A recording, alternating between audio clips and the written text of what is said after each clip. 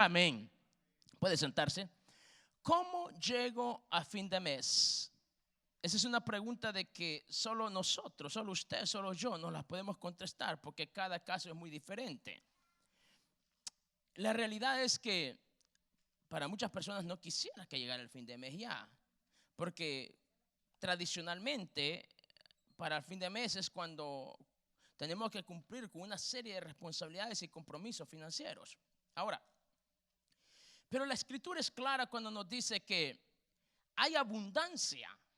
Diga conmigo, abundancia. Así dice la Biblia, ¿verdad?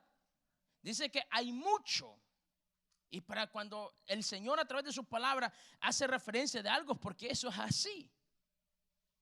Dice, hay mucho pan, o sea, hay mucha bendición, más se pierde por falta de juicio, por falta de conocimiento. En la mañana hablamos acerca de la sabiduría, la inteligencia, cuán importantes son estas dos cosas, o sea, para poder hacer un buen uso de los recursos que Dios nos da. Recuerde, amado mío, que no siempre seremos jóvenes en la vida, no siempre tendremos las energías para trabajar. Hay una época en la cual el ser humano se cansa.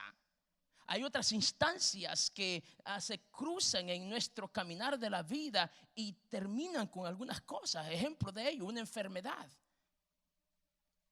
un accidente. Y eso ya obstruyó un plan, una visión, un sueño. Y por ende, una familia es afectada. Pero sabe una cosa, de que cuando se cree en la posibilidad, cuando se tiene claro lo que se quiere en la vida, aún hasta esas cosas son superables. Porque un hombre, una mujer optimista, vea, no permite que nada le opaque su visión. Porque es capaz, dentro de la misma adversidad, antes de ver la dificultad, de ver la posibilidad. Antes de ver el problema, ellos están viendo algo oportuno. Pero hay personas que antes de empezar un proyecto desistieron de él porque primero prefirieron ver los imposibles. O sea que habemos de todo, pero entendiendo de que la administración es algo que todos deberíamos de conocer, principios básicos sobre la administración de nuestro dinero. En el libro de Proverbios nosotros encontramos una serie de consejos, y el libro de Proverbios es un libro riquísimo en sabiduría, en consejos. ¿Cuántos han leído el libro de Proverbios? ¿Cuántos consejos, cierto, encontramos a través de esta palabra preciosa? Pero ¿sabe una cosa, amado mío? Que hoy por hoy el mundo está lleno de consejeros, pero muy pocas personas dispuestas a buscar consejos para ponerlo en práctica. Yo me preguntaba un día de estos a mí mismo y decía, ¿cómo es posible que como seres humanos, como individuos, salimos todos los días a trabajar, a dar lo mejor de sí, a desgastarnos a cambio de algo que ni siquiera tenemos el conocimiento cómo administrarlo? ¿Cómo es posible que vayamos y nos esforcemos tanto por el dinero, pero no para buscar un consejo cuando lo necesitamos? Y vino una pregunta a mi interior y me dijo, ¿desde cuándo tiene más valor el dinero que los consejos?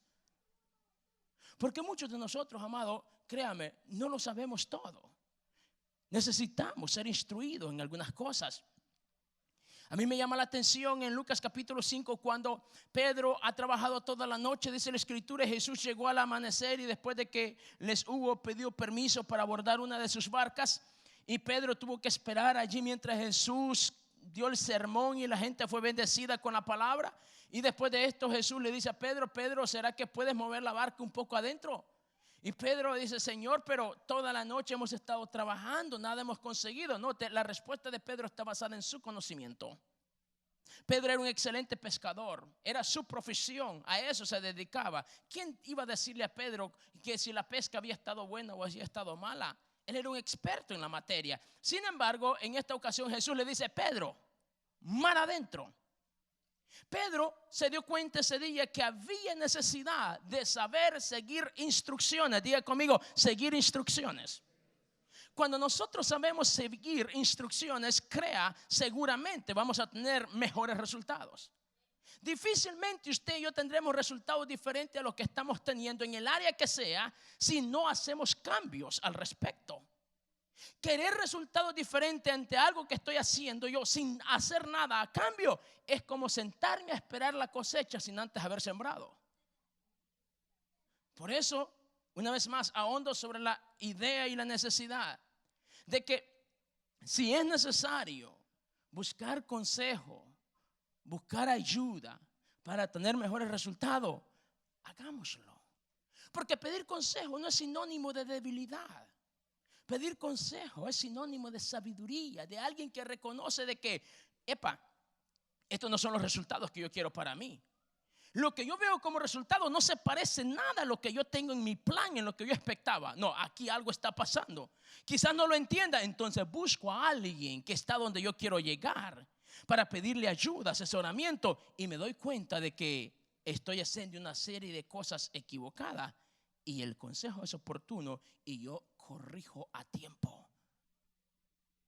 Buscar consejo, vuelvo y lo repito, no es sinónimo de debilidad, sino de sabiduría. Hay personas que buscan consejo cuando es ya demasiado tarde y lo único que ellos están buscando consejo, pero no se dan cuenta que lo que necesitan es ser consolados porque ya es demasiado tarde. Cuando nosotros tenemos alguna dificultad médica, buscamos a un doctor, ¿verdad? Si tenemos una cuestión legal, buscamos un abogado. Tenemos dificultades familiares, buscamos un consejero matrimonial. Pero cuando tenemos dificultades económicas, lo que pasa exactamente eso. Un silencio sepulcral. No lo queremos compartir con nadie. Es que estas cosas yo creo que son muy privadas, muy íntimas y no queremos que la gente se dé cuenta. No se trata de que la gente se dé cuenta, se trata de superarlo. Se trata de sacarle ventaja a la situación. Le prometo que al terminar mi sermón, algo nuevo habremos aprendido este día. ¿Cuántos de los que están acá les gustaría tener un salario, un aumento de salario esta semana, a partir de mañana mismo? Le prometo que no lo voy a defraudar. Al final de este sermón, usted habrá salido con la estrategia para que a partir de mañana y terminando el viernes, usted pueda contabilizar un aumento en sus ingresos. Pero le voy a pedir que esté atento. ¿Está de acuerdo conmigo? Ahora, uno de los problemas que muchos de nosotros cometemos cuando pensamos en ahorrar dinero es que pretendemos ahorrar de lo que nos sobra después de gastar. Y eso es imposible. Hay que ahorrar y gastar de lo que nos sobra después de ahorrar.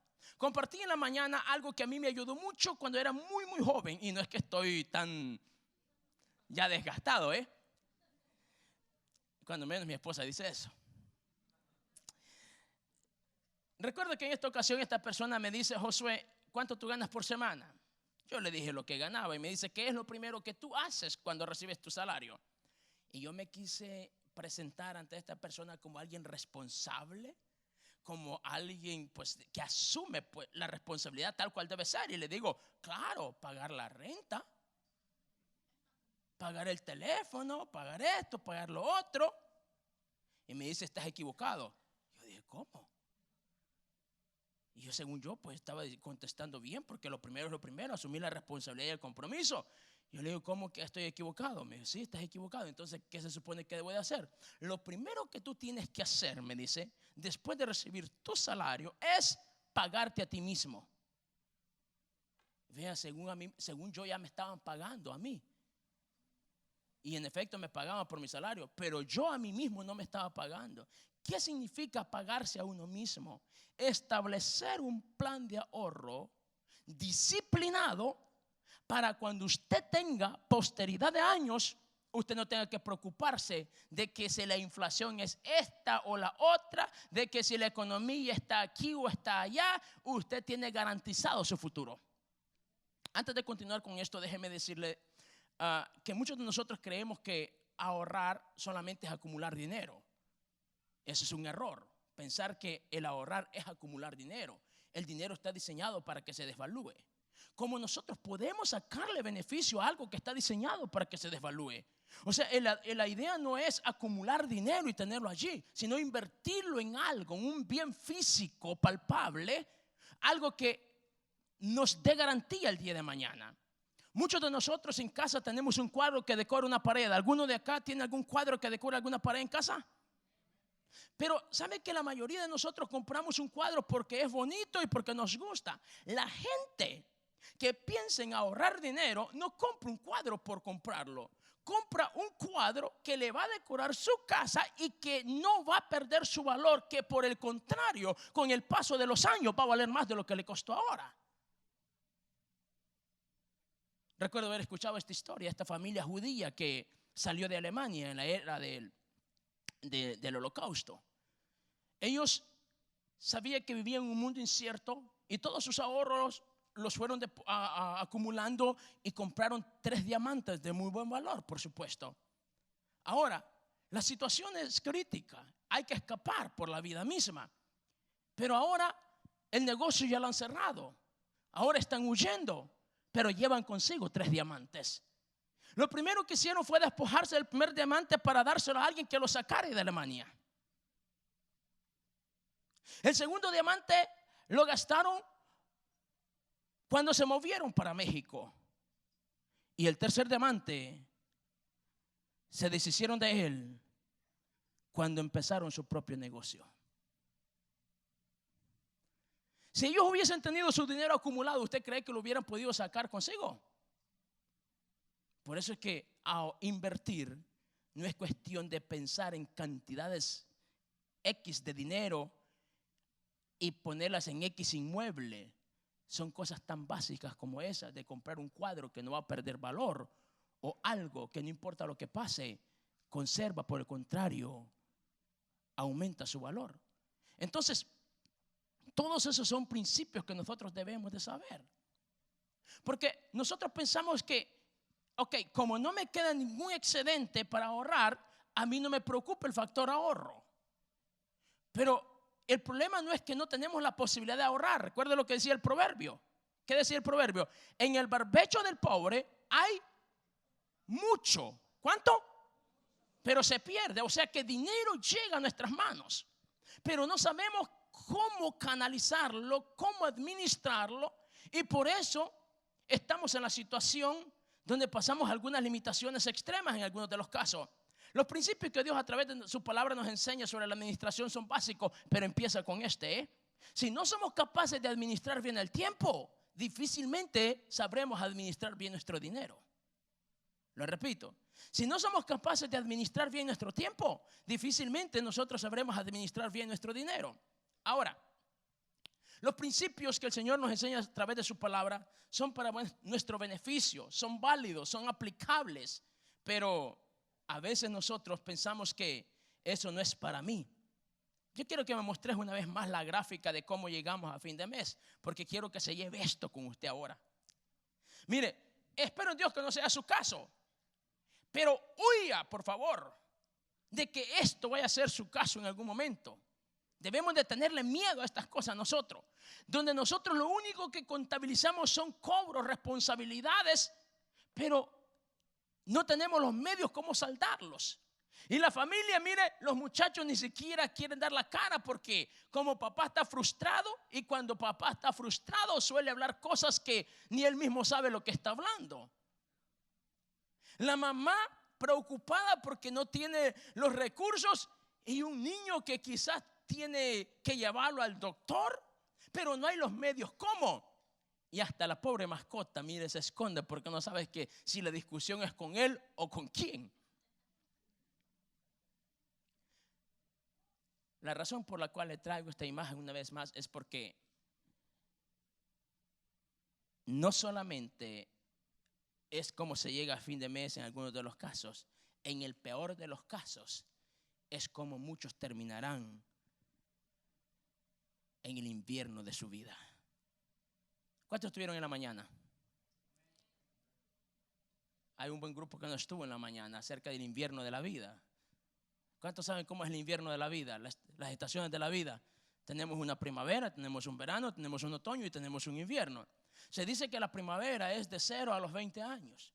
Es allí cuando el ser humano se prepara, crece, tanto intelectualmente, o sea, académicamente, físicamente, pero también moralmente.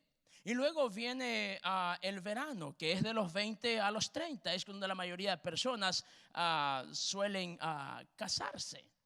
Pero igual que la naturaleza, vea, en la primavera es cuando todo aparentemente es vida, ¿verdad? Empieza a surgir la belleza del campo. Pero en el verano los árboles es cuando se ven en su mejor momento, frondosos. Sus sombras son atractivas. Es cuando hay frutos, es cuando hay flores. Pero después del verano, ¿qué viene? El otoño. Y el otoño tiene como característica que las hojas empiezan primero a cambiar de color. Y luego se marchitan y eventualmente caen. En el ser humano también tiene un otoño, donde el pelo empieza a cambiarle de color, donde la vista empieza a marchitarse y donde eventualmente el pelo también tiende a caerse y hasta los dientes en algunos de los casos. Pero después del otoño viene el invierno, y el invierno trae consigo muchas cuestiones. Y en el invierno de la vida, lamentablemente, muchos terminan frustrados, esclavizados de un sistema, dependiendo de un seguro social, dependiendo de un programa de salud. Porque como ellos no se prepararon, ellos creyeron, nadie les dijo que la primavera es una estación solamente. Y hay personas, ojo, yo he oído esto, no me vayan a malinterpretar. Hay personas en 40, 60 años que se creen que están en los 20. Se visten como que si están en los 20. Van al gimnasio y se esfuerzan para verse un poco aquí. Y hacen un esfuerzo, se compran un auto deportivo y ellos creen que están en los 20 todavía. Creen que están en la primavera. Y lo que no saben que están en el otoño. Y que están a un paso de llegar al invierno. Y si ellos no hacen nada al respecto, puede que el invierno los sorprenda. Y es allí cuando muchas personas se sienten defraudadas, porque llegan al invierno de sus vidas desprotegidos, con una mano adelante y otra atrás, como decía en la mañana, sin nada, endeudados, enfermos, deprimidos. Aun cuando hay dolencias, tienen que esperar la cita que les dio el sistema para ir y ver a su doctor. Yo prefiero creer de que nuestras posibilidades van a ser diferentes y que vamos a terminar diferente. Vamos a terminar igual con años avanzados, porque el tiempo nadie lo detiene, pero con la posibilidad de poder decir dónde quiero pasarme la vacación de invierno o dónde quiero pasarme la vacación de verano. Tener la posibilidad de poder crecer a nietos y poder tener el tiempo con ellos e invertir en ellos valores, principios que les ayudarán a ser grandes en la vida. Pero en muchos de los casos, estas personas, ni la familia los quiere con ellos, porque obvio tienen sus ocupaciones y por eso terminan en un asilo de ancianos, donde el trato, usted y yo sabemos, que los medios a veces nos los han reportado, y yo creo que como se dice por ahí, que si los medios reportan algo, eso solamente es un 5 a 10% de lo que realmente sucede tras de escena. Piense cuál es el trato que se le da a nuestros ancianos. ¿Por qué? Porque ellos mismos contribuyeron cuando fueron jóvenes, cuando estuvieron en la primavera y en el verano y en el otoño de sus vidas y no hicieron nada. Alguien tiene que decirle a los jóvenes que no siempre serán jóvenes. Alguien tiene que decirle a alguien que ahora tiene un buen salario, un buen ingreso salarial, que tiene que saber administrar su dinero, porque esto no es para siempre. Triste, y el error que muchos cometen, que como tienen un buen ingreso salarial, se proyectan, asumen compromisos y responsabilidades basadas en el ingreso actual. 2, 3 años después las cosas cambiaron. Llámese una situación de salud, llámese un problema en la compañía, pero el ingreso ya no es el mismo, pero la responsabilidad no cambia. Y es allí cuando vienen las frustraciones, es allí cuando vienen las enfermedades a causa de no saber manejar esos conflictos internos. Como han decidido no hablarlos con nadie, no buscar consejo, terminan presionados, tensionados, al punto que el estrés termina matándolos. ¿Se ha preguntado usted qué cantidad de personas sufren de ataques al corazón en este país y que sus causas no están directamente ligadas a problemas cardíacos? Más de 2,000 personas diarias. Y más del 50% de ellos, sus problemas no son cardíacos, sino problemas de estrés. Y su razón principal es por problemas financieros. Por eso, amado mío, usted y yo tenemos que saber de que es necesario saber administrar los bienes que Dios nos da. Consejos básicos para poder hacer esto. Lo primero que usted tiene que hacer, si no quiere terminar mal en el resto de su vida, y esa imagen que usted vio ahí, usted tiene que alejarla de usted, porque usted no quiere terminar así, pero es la verdad, como muchos terminan. Pero diga conmigo, yo no voy a terminar así. Entonces, ¿qué tiene que hacer usted? Lo primero es que de cada ingreso salarial que tenga, después de apartar lo que a Dios le corresponde, asígnese usted un porcentaje por ciento. Los que son jóvenes tendrán mayor ventaja. Los que ya no son tan jóvenes o no somos tan jóvenes, pues igual, pero estamos a tiempo. Lo que sí sé es que todos podemos hacer algo. Todos podemos hacer algo. Entonces, asígnese una cuota donde usted se pague a usted mismo. Establezca un plan de ahorro y seguramente esto le va a ayudar. Vea, si usted trabaja duro, es justo que se pague a usted mismo. Es justo que usted piense en su futuro. Ahora, ¿qué es lo que usted y yo podemos hacer para no tener que llegar en esa condición tan crítica al final de nuestros días? Vea, un principio: si nada cambia, nada cambiará. Dicho en otras palabras, si no hacemos nada, nada va a pasar. La única forma que algo cambie es que usted y yo actuemos en base a lo que creemos. Ahora, si está conforme, gloria a Dios por ello. Pero si usted no está conforme con cuál es su actualidad y con cuál es el futuro proyectado, es necesario que hagamos algo ahora entonces. Y es el principio: cambiar lo que haya que cambiar. Ahora, querer tener resultados diferentes, como decía hace algún ratico, sin hacer nada, es como querer cosechar algo sin antes haber sembrado. Ahora, lo que usted y yo tenemos que hacer es evitar todo gasto innecesario. Por eso decía que les iba a dar el tip para darnos un aumento salarial en esta semana misma. ¿Cómo así? Evite todo gasto innecesario. Si usted toma, ahora me sorprendió una hermana y me dijo: pastor, me dice, ¿sabe que cuando usted predicó hace tiempo atrás y dijo que nos tomáramos el tiempo de tomar nota de cada hasta el último centavo que nosotros gastamos? Yo lo hice, me dice, por bastante tiempo, y me sorprendió la cantidad de dinero que estaba gastando, que yo jamás, me dice, hubiese imaginado cuánto dinero gastaba, si no es porque empecé a registrar cada centavo que gastaba. Por eso, una vez más, ¿qué dice el proverbio? En el barbecho del pobre hay mucho. No es que no hay, pero se pierde por falta de conocimiento. Ahora, evitar gastar en lo innecesario es algo que nos va a bendecir inmediatamente. Usted y yo tenemos que presupuestar cada uno de nuestros gastos. Nunca vaya a la tienda sin tener una lista de lo que usted va a comprar. Porque si no, le va a pasar como su servidor, que mi esposa a veces me manda a la tienda a traer algunas cosas y llego con cosas que ni siquiera me pidió. Me dice, ¿y esto? ¿Y esto? Bueno, es que como a mí me gusta. Sí, pero es que no era eso que ibas.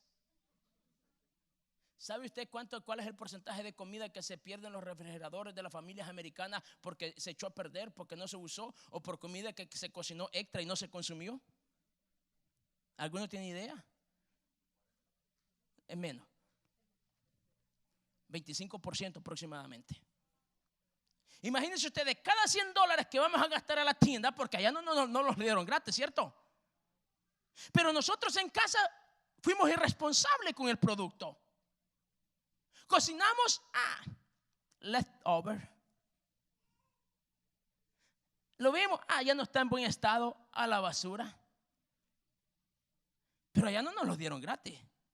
$25 de cada 100 van a la basura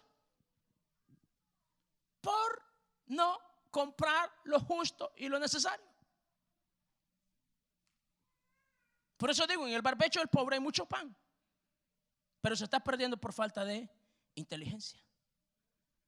Ahora, evitar todo gasto innecesario implica que usted y yo tenemos que tener esa lista para saber qué es lo que podemos gastar y en qué no vamos a gastar. Le decía a la iglesia en la mañana cumplo un mes donde me propuse no gastar un solo dólar en algo que no fuera necesario. y la meta es de 3 meses.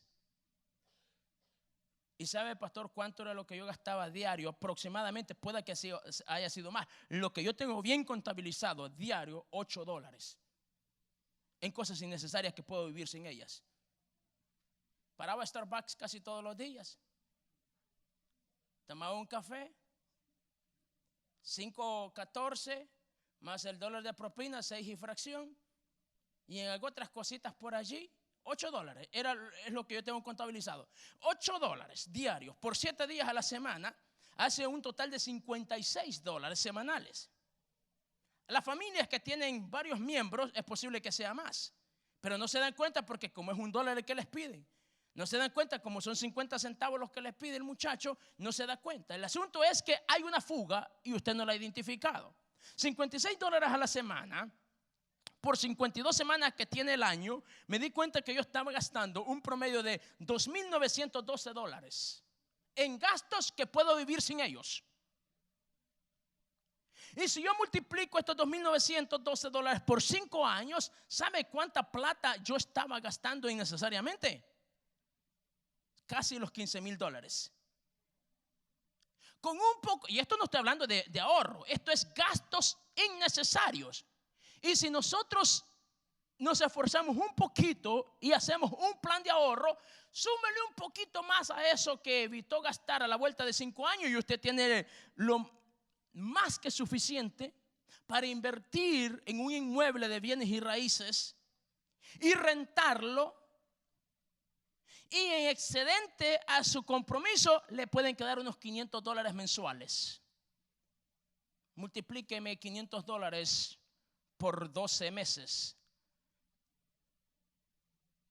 Después de 5 años de esfuerzo, usted puede estar haciendo adicionalmente $6,000 adicionales sin hacer nada más ya que verse forzado de hoy a 5 años con algo tan insignificante de $8 diarios. Pero nosotros creemos de que ahorrar es pensar en sumas de $100 o más a la vez. No, ahorrar implica no gastar esos 25 centavos si no tienes que gastarlos.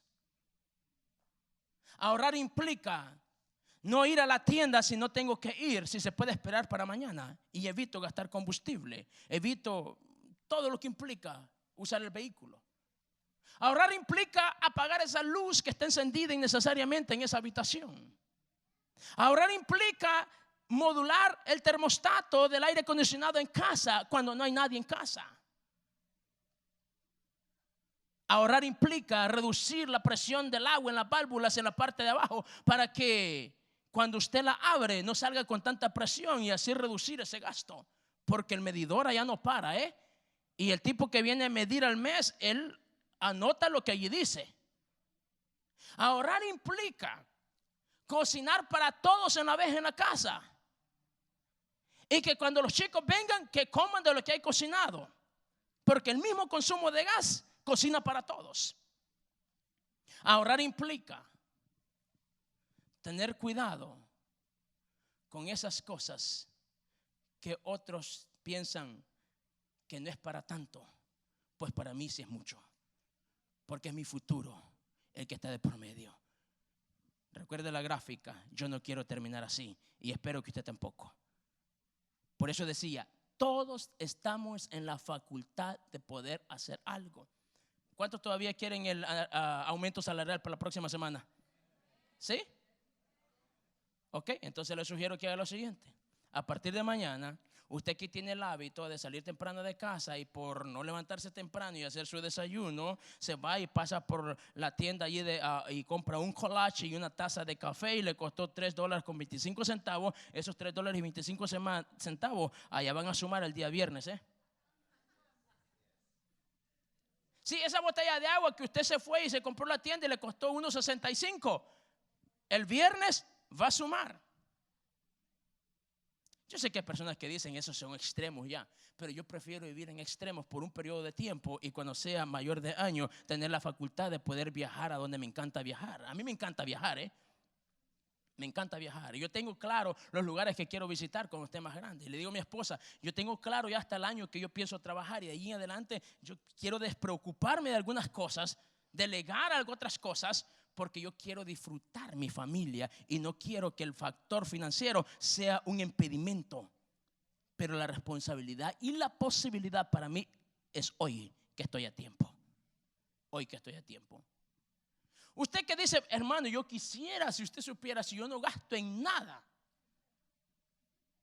si ni los biles de la casa estoy pagando, pues, para que se dé cuenta, no gasto en nada. Pero fíjese que aún así usted puede conseguir ahorrar algo. Y déjeme decirle cómo. Vea, saque cuáles son todos sus compromisos. Identifique en qué fecha del mes a usted le están cobrando estos compromisos. En qué fecha del mes usted tiene sus ingresos. Y hable con la gente que emite estos recibos, estos cobros, para que le cambien la fecha a usted. Con 2, 3 que usted logre moverlo del día 15 al día 30 o del día 30 al día 15, usted ganó 15 días sin presión. Con solo hacer eso. Con solo hacer algo tan sencillo. Ahora, pero el problema es que como nosotros vemos que solo son $2 los que nos ahorramos, no es para tanto. Vea, ¿a cuántos de los que estamos acá nos ha pasado que hemos mandado el cobro, el pago de la luz, del agua, el teléfono fuera de la fecha que se vencía? ¿Alguno? En algunos de los casos yo sé que hasta les han cortado el servicio, y les ha tocado pagar esa cuota por reinstalarlo. Pero por cada vez que nosotros mandamos el pago un día después, en algunos de los casos son $3.25, $8 por aquí. Contabilice usted a la vuelta de un año todos esos late charges. ¿Sabe cuánto dinero está gastando usted ahí? Ahora, si usted me da a mí esa suma de dinero acumulados de gastos innecesarios y yo me siento con usted, yo le garantizo que le encuentro una y más formas como invertir ese dinero, y a la vuelta de 5 o 10 años adelante, ese dinero a usted le está generando casi igual de lo que cuando menos un trimestre de salario le está generando hoy por hoy. Porque en el barbecho hay mucho, pero se pierde por falta de juicio. Ahora, evite el endeudamiento. Fíjese que Jesús se tomó el tiempo en una ocasión y dijo que cuando nosotros vayamos a proyectarnos a algo, debemos de sentarnos y hacer números para calcular bien los gastos. Pero a veces nosotros no calculamos los gastos. Pero Jesús dijo, hay que calcular los gastos. No nos aventuremos sin antes evaluar cada uno de los gastos, si vamos a poder o no vamos a poder. Porque es triste cuando uno ve familias. Ayer se acercaba un joven después de la predicación con los jóvenes y me dice, Pastor Josué, ¿te puedo preguntar algo? Sí, dime. Mira, yo tengo un problema, me dice. ¿Qué pasó? Es que fíjese que mi familia me dice, y volteó a ver a los lados y no quería que nadie lo escuchara, entonces vente para acá. Es que mira, mi familia me dice, a mí me está cargando un poco más. Me dice algunos compromisos. Cada mes me dice, yo tengo que, aparte de lo que yo contribuyo en la casa, me dijo, yo tengo que aportar una suma de $700. Yo le digo, ¿y eso es algo que se ha repetido? Me dijo, sí. ¿Cuánto pasó el mes pasado? Sí. ¿Pasó el mes antepasado? Sí. Tiene 3 años, me dice. Yo hice la suma, $700 por 12, por 3, 24,000 y algo dólares. Pero me da pena, me dice, decirles que no. Espero, le digo yo, que el día de mañana no te dé pena contigo mismo tener que estar pasando limitaciones por no haber tomado una decisión ahora que estás a tiempo. Vea, si nosotros no sabemos administrar nuestro dinero, nadie lo va a administrar por nosotros. Lo repito, si usted no administra bien su dinero, nadie. Y empieza con el tiempo. Alguien dijo por ahí que el tiempo es como una moneda que solo se nos da una vez en la vida. Ahora, y como solo se nos da una vez en la vida, usted debe tener el cuidado cómo gastarla y evitar que alguien más la gaste por usted. Hay gente que se está gastando nuestro esfuerzo, nuestra dedicación, nuestro trabajo, nuestro sudor. Cuando yo era chico, mamá nos daba 25 centavos cuando bien nos iba para ir a la escuela, a mi hermana y a mí. Ahora los muchachos no piden $1, piden de $5 o más. los tiempos han cambiado. Ahora, pero nosotros tenemos que saber de que hay principios que tenemos que cuidar y uno es no endeudarnos. Las deudas son como el colesterol. Puede ser bueno o puede ser malo. Evite las deudas malas porque estas matan. Diga conmigo, las deudas matan. Mire, es que una vez más hay que buscar consejos. ¿Cuántos recuerdan la historia de aquella viuda que su marido había muerto y había dejado una gran deuda y el acreedor quería llevarse a sus 2 hijos? ¿Qué fue lo que hizo esta mujer? Ir a buscar consejos, ¿cierto? Y una vez recibió el consejo, supo recibir instrucciones. Pero cuando a las personas a veces vienen y piden consejo y uno les sugiere lo que tiene que hacer, hermano, pero es que yo ya estoy acostumbrado a este estilo de vida. Pues siga así, hombre. A ver cómo le va en el futuro. No quieren cambiar nada, quieren resultados diferentes pero sin cambiar nada. Es que mire, yo voy a comer con mi esposa y mi familia el día viernes o el día sábado. Y entre semana vamos a un lugar más inferior, pero el día domingo nos gusta ir al cine y empiezan a hacerle, y uno se da cuenta de dónde va el problema. Y cuando uno les dice lo que tienen que corregir, no están dispuestos. No, es que no puedo tener los niños en la casa, se me van a desesperar y no sé qué hacer con ellos, tengo que sacarlos, tengo que llevarlos aquí. Pues siga así, a ver cómo va. Vea, si no somos capaces de amarrarnos bien el cinto ahora, el mismo cinto que nos puede servir para tensionarnos y poder tomar más fuerza, puede convertirse en el mismo del cual terminemos colgados el día de mañana. Por eso hay que tener cuidado y a saber administrar lo que Dios nos ha dado, no endeudarnos. Más del 40% de los ingresos de la gente hoy en día están yendo a pagar deudas. O sea, qué triste, o sea, que nos esforzamos tanto, trabajamos tanto y esto es digno de admirarlo. El problema es que, ¿para qué? No es para vivir bien siquiera y menos para garantizar un futuro, sino para pagar algo del pasado. Y esto es peligroso. Porque a diferencia de enviar mi dinero al pasado, yo prefiero enviar mi dinero al futuro. Eso es invertir. Porque cuando yo envío mi dinero al futuro, seguramente el futuro me tendrá a mí una sorpresa agradable porque mi dinero estará allí y multiplicado.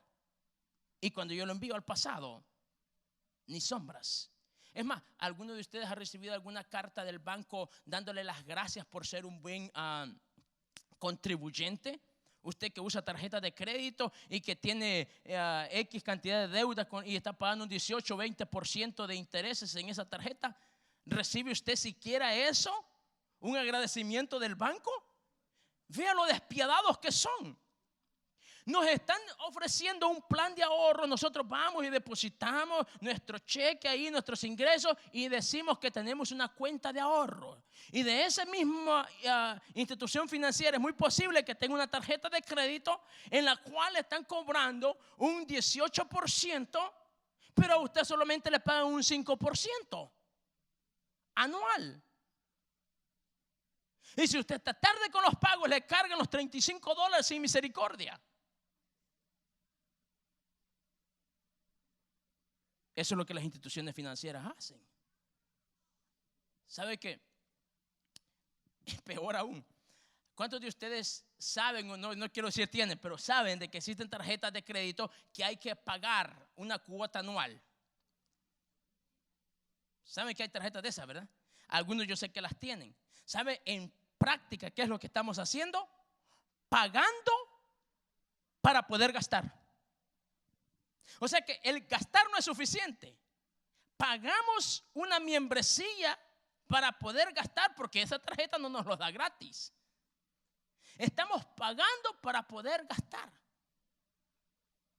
Amado, usted y yo tenemos que saber que si queremos tener un futuro estable y garantizado, tenemos que evitar todo gasto innecesario. Empiece mañana, gaste solo lo que es necesario. Si el muchacho quiere ir a la tienda y es por irresponsabilidad porque pudo haberlo hecho el día que fueron y compraron las cosas, hágalo esperar para que él aprenda también a planificar, porque todos debemos de trabajar en un compromiso de plan económico, de plan de ahorro. ¿Cuántas personas se quejan hoy en día porque el dinero no les alcanza? ¿Ha escuchado a alguien usted? Es que el dinero no me alcanza. Ay, hermano, es que si usted supiera, con el salario mínimo no se puede vivir. Usted sabe por qué y cómo surgió el salario mínimo. El salario mínimo surgió justo y precisamente para eso, para concederle al ciudadano tener algo dignificante, no para vivir, sino para sobrevivir. Y apostarle al salario mínimo es un error. Decía en la mañana, yo no he visto a un electricista, a un plomero, ni siquiera a un mecánico, a una cosmetóloga, a una estilista que se quejen por cuestiones de salario mínimo, porque ellos no cobran por lo que hacen, ellos cobran por lo que saben. Se preparan. Me encantó el testimonio de Martín Sicajao esta mañana. Cómo él compartió de cómo él se preparó. Él quería resultados, él quería que Dios lo bendijese, pero no estaba haciendo nada y se preparó. Pero cuando nosotros pensamos en la preparación y la educación, alguien me dijo, hermano, pero eso es absurdo porque la educación es demasiado cara. Invertir en educación es caro. Es más caro la ignorancia.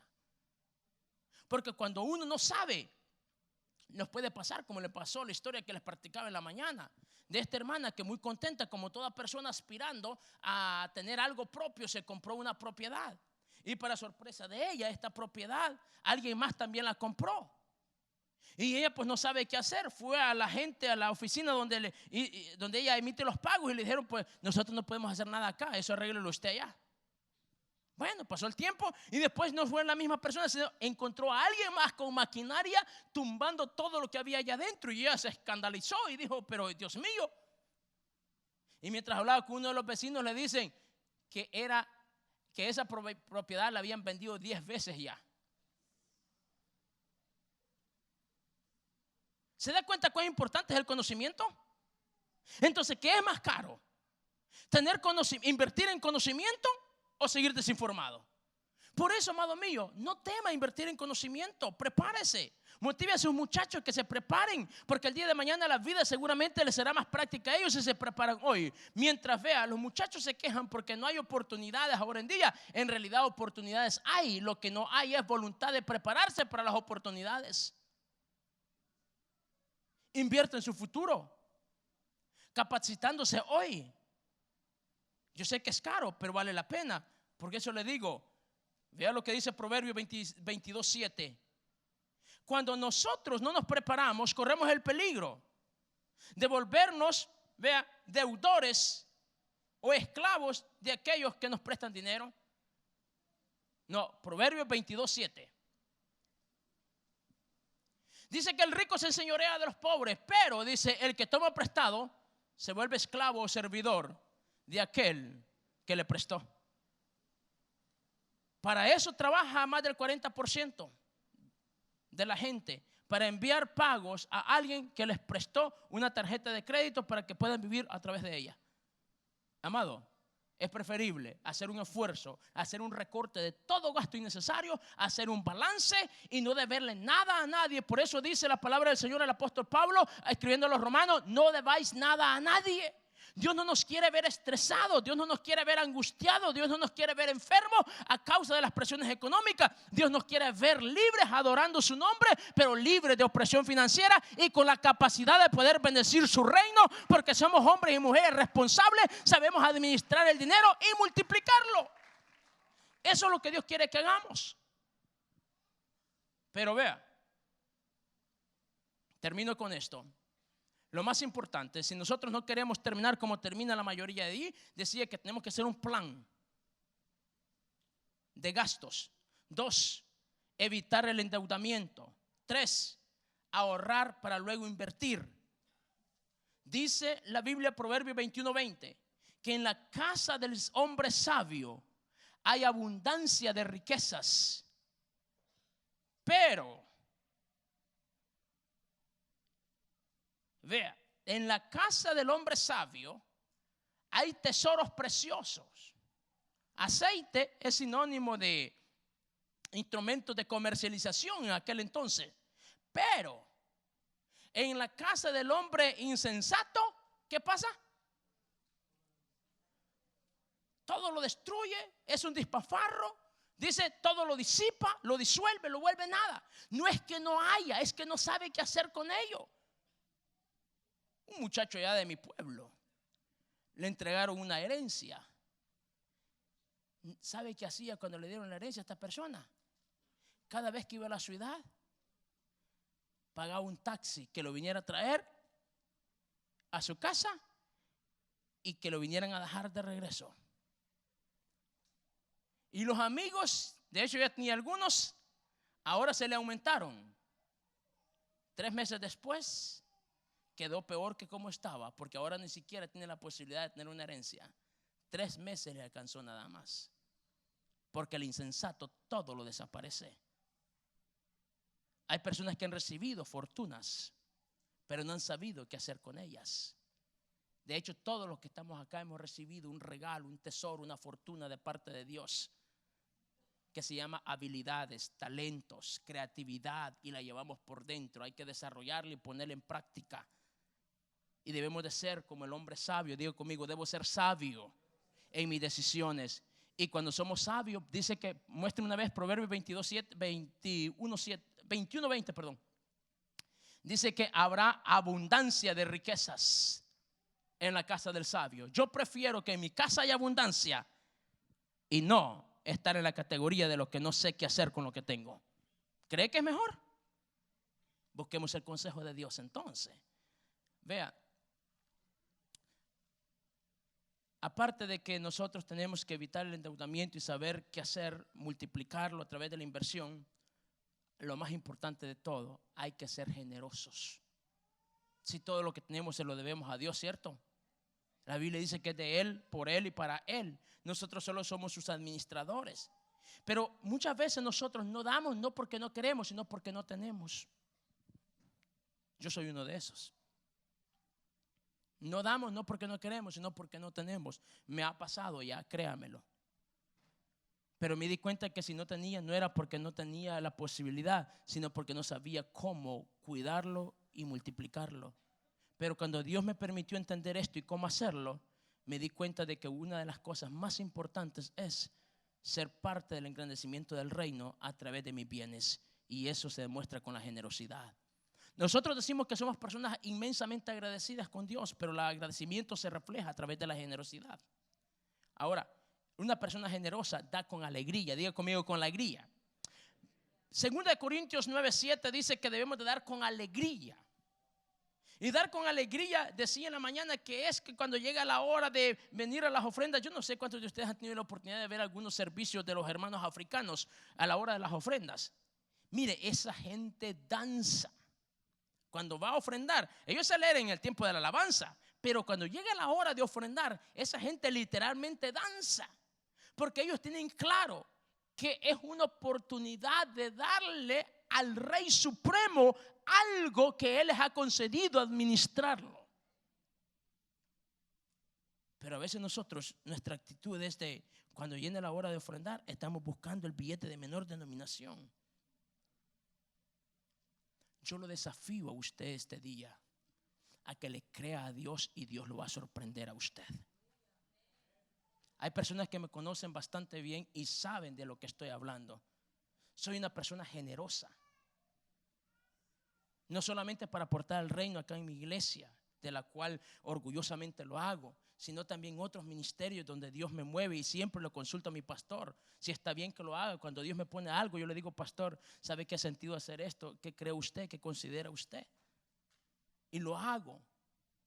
Y sabe una cosa, no me ha hecho falta nada. A mí me sorprendió una de las formas como Dios me bendijo recientemente con una propiedad, donde lo que yo pago por esa propiedad, el ingreso que recibo a cambio es 300 veces más de lo que yo pago mensualmente. Cualquiera podría decir: esto es alguien tremendo para los negocios. No, olvídese de eso. Es el favor de Dios con uno. Aquí no se trata de estrategia, aquí no se trata de habilidad, aquí se trata de poner a Dios en el primer lugar de nuestras vidas, y Él sabrá cómo bendecirte. Él sabrá qué mover, a quién quitar para bendecir a sus hijos cuando somos generosos con Él. Aparte de ser generosos con Él, vea lo que dice Proverbios 11:24. Dice Proverbios 11:24 que unos dan a manos llenas y reciben más de lo que dan. Proverbios 11:24 dice: unos dan a manos llenas y reciben más de lo que dan, pero otros retienen más de lo que es justo y ni sus deudas alcanzan a pagar. Hay quienes reparten, dice esta traducción, y se les es añadido más. O sea, es el mismo concepto, el mismo principio. Hay quienes dan a mano llena y se les es dado más de lo que ellos dan. Aquí dice reparten, pero se les es añadido más.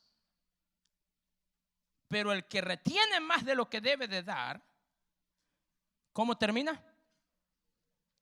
La pregunta práctica para usted y para mí esta noche es: ¿de cuál de los dos grupos queremos ser? ¿Del primero o del segundo? El principio está en dar generosamente. Y si usted da generosamente, Dios le va a dar aún más. Me encanta este salmo, a mí el Salmo 20, versículo 1 en adelante, dice el salmista. Esta es una oración, pero vea la oración, póngale atención, cuidado, porque estamos hablando de la generosidad. El salmista dice que el Señor te responda cuando estés angustiado, que el nombre del Dios de Jacob te proteja, que Dios, dice, te envíe ayuda de su santuario, desde Sión te envíe su apoyo. Verso 3, que se acuerde de todas tus ofrendas. El salmista está orando, diciéndole a Dios: acuérdate de la generosidad de Él. ¿Se da cuenta usted que hasta Dios mismo puede ser memoria de nuestra generosidad? O si no, preguntemos qué dice Hebreos capítulo 11, verso 4, hablando de Abel, que dice que después de muerto Abel, su ofrenda aún habla por él. Pero ¿cómo fue la ofrenda que Abel dio? Con generosidad, sincera, con alegría, con devoción. El principio para darle al Señor, hermano, no es por compromiso ni por obligación. Es hacerlo con alegría, con devoción, con regocijo. Es más, yo creo que muchas veces nuestra actitud a la hora de ofrendar debe de cambiar. Debemos de pensar de que, Dios mío, estoy dándole al Dios que me dio la vida. Estoy dándole al Dios que me dio la salvación. Estoy dándole al Dios que me ha dado una familia, que me ha protegido, que me ha guardado y me ha dado todos mis bienes. Y yo debo de hacerlo con esa percepción de que debo de hacerlo con alegría, con agradecimiento. Y Él va a ver esa ofrenda, acepta delante de Él, porque nace desde lo profundo de mi corazón en agradecimiento por lo mucho que Él ha hecho. Abel escogió lo mejor, dice la Escritura. Y Caín, no. Caín dijo, cualquier cosa está bien. Y Dios se agradó de la ofrenda de Abel por la actitud del corazón. Entonces, la forma como nosotros le damos al Señor puede decir mucho. Recuerde los principios. 1, no gaste más de lo que gana. Haga un plan de ahorro. 2, evite el endeudamiento. 3, ahorre e invierta. 4, sea generoso. Y seguramente la bendición de Dios estará con usted siempre y estará lejos de terminar como terminan muchos, angustiados, desesperados, desprotegidos, enfermos, dado a que la presión económica es tal que no pueden como solventar ni siquiera lo necesario. Pero no puedo terminar sin antes decirle lo que dije al inicio. El problema es no tener, el problema es no saber qué hacer con lo que ya tenemos. Por eso dicen, en el barbecho del pobre hay abundancia, pero se pierde por falta de juicio. Yo quiero que estemos en pie y lo que usted y yo debemos de decirle, Señor, es: dame sabiduría para administrar sabiamente lo que tú me has dado. Dame sabiduría para administrar responsablemente lo que de ti yo he recibido. Eso es lo que Dios quiere de usted y de mí, que hagamos, administrar responsablemente de lo que nosotros hemos recibido. La vida es demasiado corta, amado mío. Las oportunidades no siempre las tenemos. Oportunidad y tiempo todos hemos tenido. Ahora la responsabilidad grande es ser responsables con lo que Dios nos ha dado. Hay muchos que ahora están quejándose, pero también hay otros tantos por ahí que están agradecidos con Dios por la bendición que ellos han tenido en la vida, pero es que ellos supieron aprovechar la oportunidad. ¿De cuáles quiere ser usted?